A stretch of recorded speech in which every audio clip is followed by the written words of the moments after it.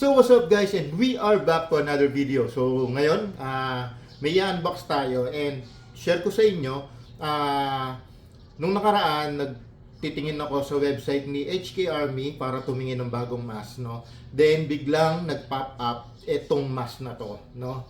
Nagulat ako, iba yung colorway na to. So ginawa ko, in-add to cart ko siya. Tapos pag back ko, nag-sold out siya. So for parang how many minutes pa, 30 minutes pa bago ko na check out, tinry ko siya i-check out, no. Ngayon, nung nagbabrowse ako sa Instagram, doon ko nalaman na etong mask na to is one of one or limited edition or nag-iisa lang siya at wala siyang kapareho, no. So this is Mark Drop 4, no. So Mr. H Drop 004, yun yung code niya, no.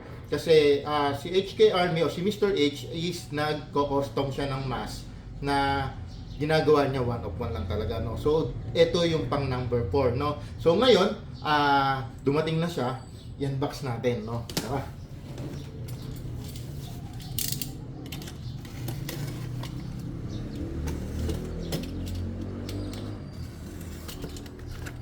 Yun. So ngayon, inside the box may paper.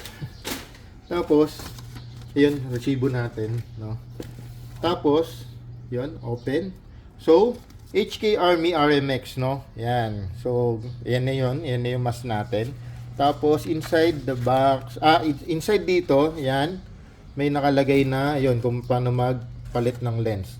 Then, meron tayong dalawang hostile na decals. At yung isa may pirma ni Mr. H, no. So yun, yan, shout out Mr. H, Marky Boy ng HK Army. So ito siya, no. Yan. So ito yung yan, Mr. H Build Drop 004. So clear, no. Tapos yan, nakita mo ang ganda ng button, no. Tapos ito yung kanyang strap, yung goggles. Yan, ito yung kanyang lower frame. So yan, RMX, no. So yun guys, makikita niyo yan, gagamitin natin sa mga laro natin yan. So make sure na subscribe kayo sa channel namin, Savage Airsoft, sa YouTube channel natin, no. And page natin na Savage Airsoft PH, no. Yan, inside the box yan, may kasama pa pala siyang dust cover o pouch, no. Yan. So yan, big shout out to HK Army. Yan, Mr. H, thank you so much.